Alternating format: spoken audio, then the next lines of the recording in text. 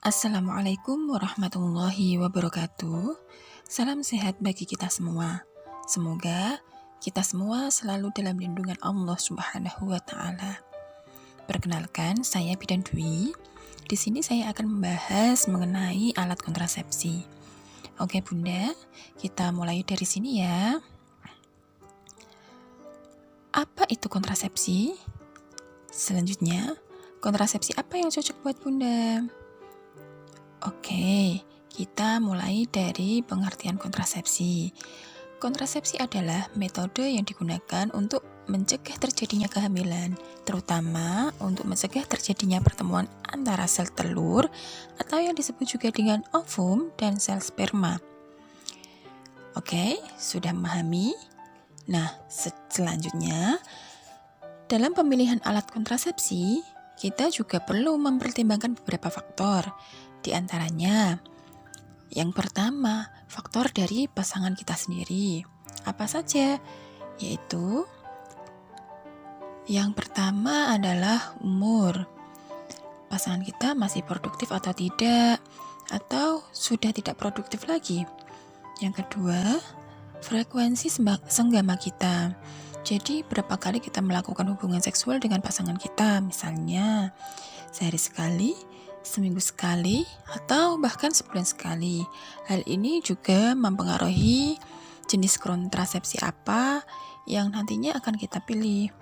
Yang ketiga adalah jumlah keluarga yang kita inginkan. Berapa jumlah anak yang kita harapkan dalam keluarga? Apakah 1, 2, atau 3, dan seterusnya. Selain itu, kita juga harus memperhatikan faktor kesehatan kita. Dari faktor kesehatan juga ada beberapa. Yang pertama adalah status kesehatan kita. Nah, apa yang dievaluasi dari status kesehatan kita? Yaitu ada penyakit penyerta atau tidak. Misalnya kita menderita penyakit jantung, penyakit asma, atau hipertensi dan diabetes. Nah, hal ini disebabkan karena ada beberapa kontrasepsi yang tidak diperbolehkan digunakan oleh ibu yang menderita penyakit tersebut. Selanjutnya, bagaimana riwayat menstruasi kita? Teratur atau tidak teratur gitu ya. Dan sebelum kita pemeriksaan fisik, sebelum kita melakukan pemasangan alat kontrasepsi, biasanya tenaga kesehatan juga melakukan pemeriksaan fisik terhadap diri kita. Apakah kita sedang hamil atau tidak? Nah, di sini difungsikan untuk memastikan bahwa klien kita atau bunda-bunda yang akan melakukan pemasangan alat kontrasepsi itu dipastikan tidak hamil. Oke, selanjutnya bidan juga akan melakukan pemeriksaan panggul. Nah, apa fungsinya dari pemeriksaan panggul yang dilakukan? Fungsinya di sini apakah bunda atau klien itu mempunyai penyakit radang panggul atau tidak? Selanjutnya, apa yang harus dipikirkan? Apa yang harus dipikirkan untuk mempertimbangkan pemakaian alat kontrasepsi? Selanjutnya adalah efektivitas dari alat kontrasepsi yang akan kita pergunakan. Bagaimana efektivitasnya dalam mencegah kehamilan? Baik atau tidak, sesuai atau tidak, dan efek sampingnya bagaimana. Selanjutnya, komplikasi yang terjadi jika kita menggunakan alat kontrasepsi yang kita pilih. Oke, Bunda, sudah paham dengan penjelasan saya yang sampai sini? Nah, selanjutnya, apa saja yang termasuk dalam metode kontrasepsi? Oke, nah sekarang kontrasepsi di sini terdiri dari 2 jenis, yaitu kontrasepsi hormonal dan kontrasepsi non-hormonal. Apa yang termasuk di dalam kontrasepsi non-hormonal?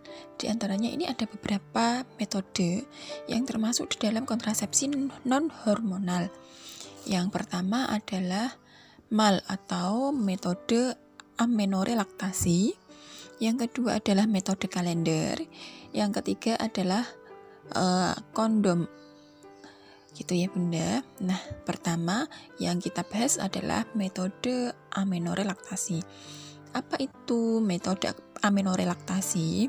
Jadi, MAL atau metode amenorelaktasi adalah alat kontrasepsi yang mengandalkan pemberian air susu ibu secara eksklusif sampai bayi tersebut berusia 6 bulan dan hanya diberikan ASI saja tanpa tambahan makanan apapun.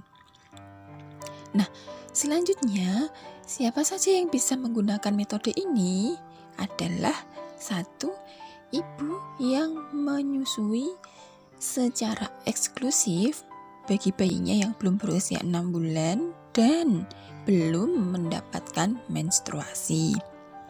Oke, dan siapa saja yang tidak bisa menggunakan metode ini?